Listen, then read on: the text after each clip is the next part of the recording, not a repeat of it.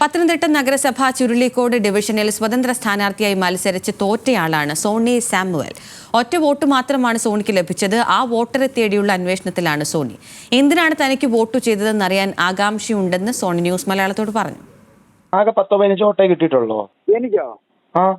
എനിക്ക് ആകെ ഓരോ ഓട്ടങ്ങാണ്ടാ കിട്ടിയെന്നാ എനിക്ക് കിട്ടിയ വിവരം. അത് ചുമ്മാതാ, അങ്ങനൊന്നും ഒരിക്കലും വരത്തില്ല. കറക്റ്റ്. ഈ കേട്ട കോൾ റെക്കോർഡിന്റെ ഉടമയെ തേടിയാണ് നമ്മൾ എത്തിയത്. ആ കോൾ റെക്കോർഡിന്റെ ഉടമ അയാൾക്ക് ലഭിച്ച ഒരു വോട്ട് നൽകിയത് ആരാണെന്നുള്ള അന്വേഷണത്തിൽ കിട്ടിയോ? ആളെ കിട്ടിയോ? അന്വേഷണത്തിൽ ആളെ ഇതുവരെ കിട്ടിയിട്ടില്ല.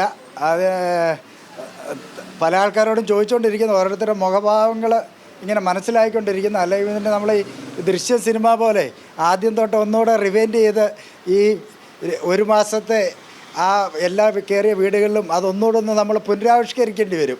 എന്നാലേ നമ്മളതൊന്ന് ആളെ നമുക്ക് മനസ്സിലാക്കാൻ പറ്റത്തുള്ളൂ. എല്ലാവരും നമ്മളെ ചിരിച്ച് കാണിച്ചു, അതുകൊണ്ട് ആരാന്നറിയാൻ വയ്യല്ലേ? നമ്മൾ ചിരിയല്ല നമുക്ക് ആവശ്യം. ചിരിച്ച് കാണിച്ചാൽ നമുക്ക് നോർമൽ രീതിയിൽ നമ്മൾ കുഴപ്പമില്ല. പക്ഷേ ഇവർ നമ്മളെ ചേർത്ത് നിർത്തിയിട്ട് ഒരു 10-15 മിനിറ്റ് ഇരുന്നിട്ട് നമുക്ക് വേണ്ടി കാര്യങ്ങൾ പറഞ്ഞു തരും. എങ്ങനെയാണ് ജയിക്കേണ്ടത്, ആരെ പോയി കാണണം, ഇതൊക്കെ പോയി പറഞ്ഞു തന്നിട്ട് നമ്മളെ കൂടുതൽ പ്രൊമോട്ട് ചെയ്ത് സത്യം പറഞ്ഞാൽ നമുക്ക് ഇതിൻ്റെ അകത്തുള്ള ഒരു ഈ പറയുന്നവർക്കെല്ലാം ഒരു രാഷ്ട്രീയമുണ്ടെന്ന് നമുക്കറിയത്തില്ലായിരുന്നു. അപ്പം നമ്മൾ ഈ കൂടുതൽ ഇവർ പറയുന്ന ആ കാര്യങ്ങളൊക്കെ കേൾക്കുമ്പോൾ അവിടുത്തെ ആ ഒരു 3 വോട്ടും മോൻ വരുന്നുണ്ട് ആ ദിവസം തന്നെ. മോൻ്റെ കൂടെ ഇവിടുത്തെ ഏതായാലും ഉറപ്പാണ്.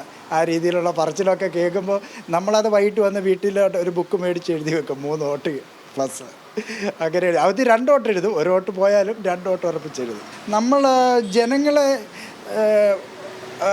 ജനങ്ങളിൽ എനിക്കൊരു വിശ്വാസം ഉണ്ടായിരുന്നു. അപ്പോൾ അതൊക്കെ കേട്ടപ്പോൾ നമ്മളായിരിക്കും ചിത്രത്തിലുള്ളത്. ഒരു അടിവേരിളക്കി നമ്മൾ വെട്ടിക്കയറും എന്നാണ് പ്രതീക്ഷിച്ചത്. വോട്ട് ചോരി വല്ലതും ആണോ?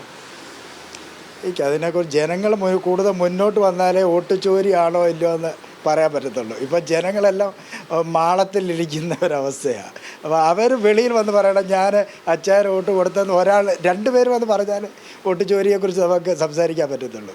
അപ്പോൾ ഇത് കാണുന്നുണ്ടെങ്കിൽ ആ വോട്ടർ സോണിച്ചേട്ടൻ്റെ അടുത്ത് എത്തണം.